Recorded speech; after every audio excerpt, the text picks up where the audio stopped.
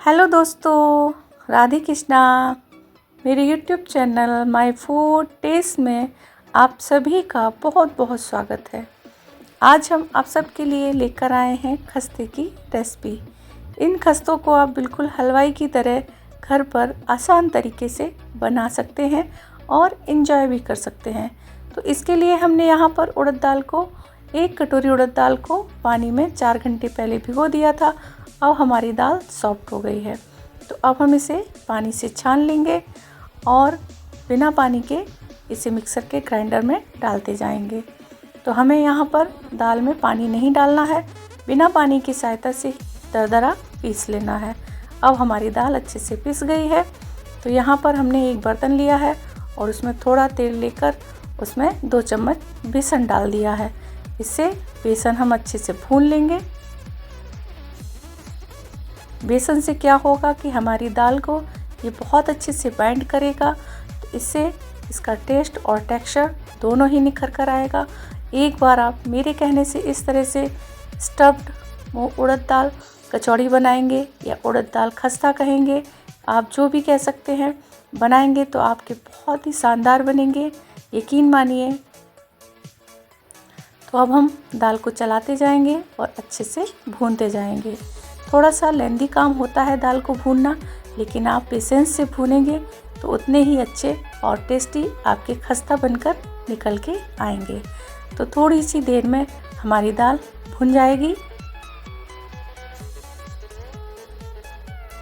अब हमारी दाल अच्छे से भुन गई है, तो अब हम इसमें थोड़े से मसाले ऐड करेंगे। जैसे कि यहाँ पर थोड़ी सी सौंफ को हमने मिक्सर के ग्राइंडर में डाल के दरदरा पीस लिया है। यहाँ हमने भुना जीरा पाउडर इस्तेमाल किया है 1 चम्मच, धनिया पाउडर आधा छोटा चम्मच, लाल मिर्च पाउडर आधा छोटा चम्मच, या आप अपने टेस्ट के अकॉर्डिंग इसे घटा बढ़ा भी सकते हैं।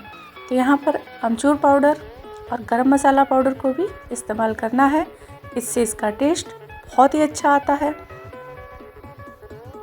हींग 1 पिंच,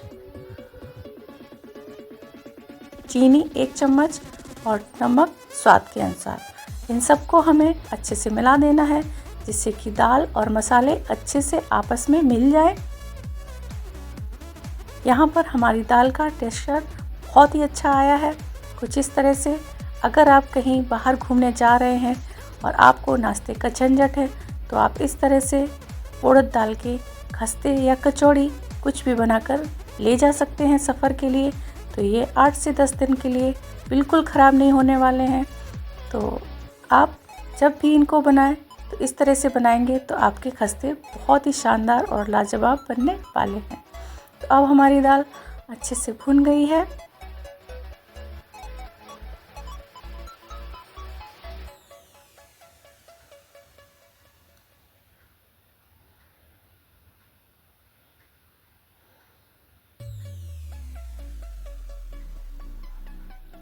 दोस्तों, आपसे रिक्वेस्ट है कि अगर आप मेरे चैनल पर नए हैं, आपने चैनल को सब्सक्राइब नहीं किया है, तो प्लीज़ मेरे चैनल को सब्सक्राइब ज़रूर कर दें।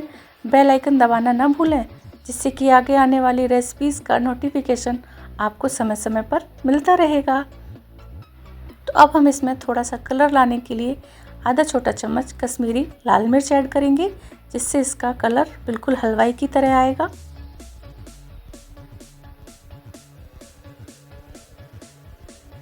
आप चाहें तो यहाँ पर हरी धनिया और हरी मिर्च का भी प्रयोग कर सकते हैं।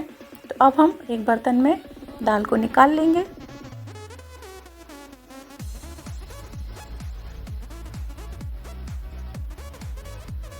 अब हमने यहाँ पर 200 ग्राम के करीब मैदा को लिया है। आप मैदा की जगह आटे को भी ले सकते हैं, लेकिन अगर आप खस्ते वाला टेस्ट आते हैं तो यहाँ पर आपको मैदा का प्रयोग ही करना पड़ेगा। तो हमने यहाँ पर 2 बड़े चम्मच यहाँ पर हमने मोइन का प्रयोग किया है। तो मोइन आप इस हिसाब से देख लें कि किस हिसाब से मोइन लगाना है। जब मुठिया बनने लगे तो समझ जाइए हमारा मोइन तैयार है। तो पानी की सहायता से हम इसका सॉफ्ट आटा तैयार कर लेंगे और थोड़ी देर के लिए इसे रेस्ट करने के लिए रख देंगे। अब हमारा आटा भी तैयार है। तो आइए चलिए थोड़ा सा हम आटे को मसल लेते हैं। बहुत ही अच्छे से फूल कर तैयार हो गया है। तो अब हम आटे की लोइयां कट कर लेते हैं।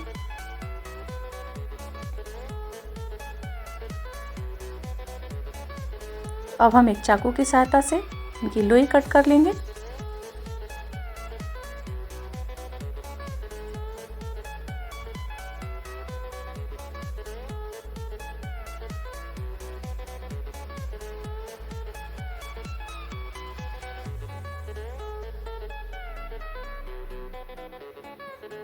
तो अब हम यहाँ पर एक पेड़ा लेंगे और उसमें थोड़ा सा होल बनाएंगे और स्टफिंग को भरते जाएंगे और उसे चारों तरफ से इकट्ठा करके बंद कर देंगे कुछ इस तरह से। अब हम इसी तरह से और भी पेड़े को फ्लैट करेंगे पहले और उसमें थोड़ी सी मुट्ठी हम स्टफिंग की लेंगे और इस तरह से चारों किनारों को पकड़ते जाएंगे और इन्हें बंद करते जाएंगे और इन्हें फिर एक साथ करके चपटा कर देंगे। इन्हें बहुत ज़्यादा नहीं बेलना है, बस थोड़ा थोड़ा ही बेलकर इन्हें हमें रख लेना है।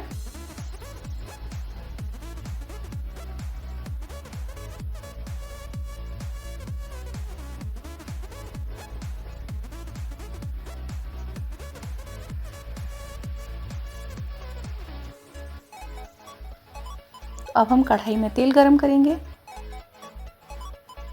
और एक एक करके हम अपने कचौड़ियों को डालते जाएंगे। इस समय गैस की फ्लेम को हमने लो पर ही रखा है, तो लो फ्लेम पर जब हम इन खस्तों को सेकेंगे तो ये बहुत ही शानदार बनकर आएंगे। तो जब ये नीचे से फूलने लगे तो हम इनको पलट देंगे। ध्यान रखें दोस्तों कि इस रेसिपी को हमें हाई फ्लेम पर बिल्कुल नहीं सेकना है। अगर हम इनको हाई फ्लेम पर सेक देंगे तो ये ऊपर से तो सिक जाएंगे लेकिन अंदर से ये क्रंची नहीं होंगे। तो आप इनको जब भी बनाएं तो हमेशा पेशेंस के साथ लो फ्लेम पर या मीडियम फ्लेम पर इनको सेकते जाएंगे तो आपके खस्ते भी बिल्कुल हलवाई की तरह ही बनेंगे। तो लीजिए तैयार हैं आपके कुरकुरे करारे खस्ते। अभी ये खस्ते बहुत ही गर्म हैं और बहुत ही शानदार बने हुए हैं, तो इनको आप चटनी के साथ, चाय के साथ, किसी के भी साथ एंजॉय कर सकते हैं। लीजिए तैयार हैं आपके लिए गर्मा गर्म खस्ते। तो आप अपने घर में इस रेसिपी को कब बना रहे हैं प्लीज़ कमेंट बॉक्स में ज़रूर बताएं। और आपको मेरी रेसिपीज़ कैसी लगती हैं प्लीज़ हमें ये भी बताया करें, जिससे हमको प्रोत्साहन मिलता है।